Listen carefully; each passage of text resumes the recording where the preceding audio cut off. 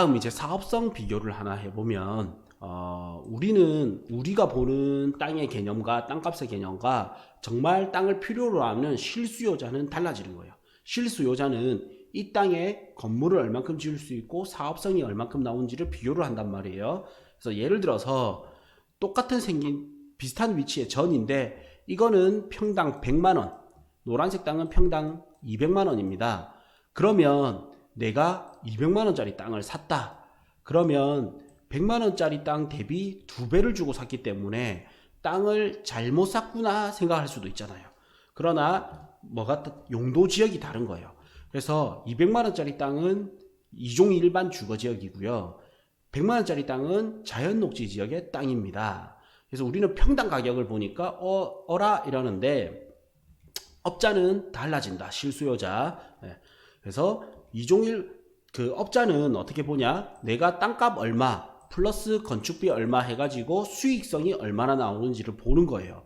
그래서 토지 매입비를 2억 원 내에서 토지를 매입해야 되는 겁니다. 그래서 두 중에 선택을 해야 되겠죠. 이종 일반 주거지역은 100평을 평당 200만 원을 주고 사기 때문에 100평을 살 수가 있고요. 자연녹지 지역 땅은 100만 원이기 때문에 200평을 살 수가 있어요. 그러면 똑같은 2억 원이 되는 겁니다. 그래서 100평의 건폐율 이종 일반 주거지역은 60%, 자연녹지 지역은 20%예요. 그래서 건물을 짓는다면 60평을 지을 수가 있고 이종은, 그럼 자연녹지는 40평을 지을 수가 있어요. 그럼 만약에 1층에 상가를 짓는다. 상가는 1층이 가장 효율성이 좋죠. 땅은 절반 면적이지만 건물이 1층 상가 면적이 20평이 더 나옵니다. 그러니까 이종 일반 주거지역이 더 좋아지죠. 거기다가 이제 용적률까지 대입해서 보면 이종 일반 주거지역은 용적률이 250%니까 100평에 250%에서 최대 250평을 지을 수가 있습니다. 자연녹지 지역은 200평의 용적률이 80% 내지 지자체 조례마다 다르거든요. 국계법에서는 100%, 어떤 지자체는 80%. 그래서 최대 200평을 지을 수가 있어요. 160평, 80% 내지 100%에서 160평 내지 200평을 지을 수가 있습니다. 최대 200평까지 짓는다고 한다면 그러면 한 평당 800만 원에 분양이 되는 거예요. 예를 들어서 혹은 900만 원에 분양이 되는 거예요. 한 평당. 그러면 건축비 400을 빼고 한 평당 900에 분양이 되는데 한 평당 분양 건축비가 400만 원이다. 순수이득은 얼마? 500만 원이 되겠죠. 그러면 한 평당 순수이득이 500만 원이라 한다면 50평이 이종 일반 주거지역은 50평을 더 지을 수 있기 때문에 50평 곱하기 순수이득 500만 원 하면 2억 5천만 원이 수익성이 더 잘 나오는 거예요. 그래서 쉽게 말해서 용도 지역이 좋아서 용적률이 높아지면 건물 면적을 더 많이 지을 수 있기 때문에 사업성이 더 좋아진다라는 겁니다. 예를 들어서 한 개 더 보겠습니다. 땅이 바로 옆에 있습니다. 그래서 여기는 100만 원, 파란색 테두리의 땅은 100만 원, 왼쪽 땅은 200만 원입니다. 이거를 지적도로 보니까 100만 원은 이종 일반 주거지역이고 200만 원짜리는 일반 상업지역입니다. 똑같이 토지 매입비가 2억 원이다. 그러면 이제 상업지역과 그 주거지역의 건폐율을 대입하면 80평을 지을 수가 있고 이종 일반 주거지역은 120평을 지을 수가 있어요.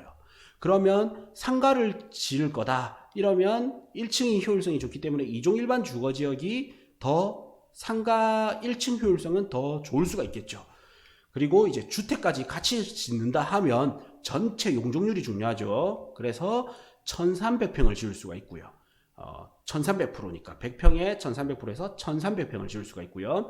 이종 일반 주거지역은 200평에 용적률 250%니까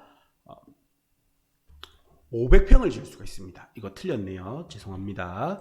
200평에 250%니까 총 500평을 지을 수가 있어요. 그래서 같은 돈인데 여기는 500평을 땅은 2배로 사지만 건물 면적은 500평이 나오고요.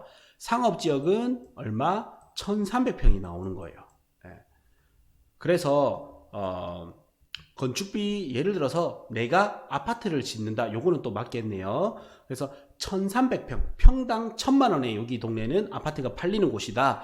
그러면 이제 1300평 곱하기 그 평당 분양가 1,000만 원이라니까 전체 분양할 수 있는 분양가가 130억이 나오는데 아파트는 여기 500평이잖아요. 그래서 평당 1,000만 원 곱하기 500평 하니까 50억이 나오는 거예요. 그래서 땅은 2배 많지만 건물 면적은 오히려 상업지역이 더 많이 나오게 되는 거예요.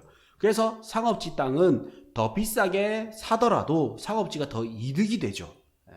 그래서 상업지역이 용적률이 4배 이상 더 높기 때문에 땅값도 주거지역보다 땅값이 4배 이상 더 비싸도 상업지역을 선택하게 되는 겁니다.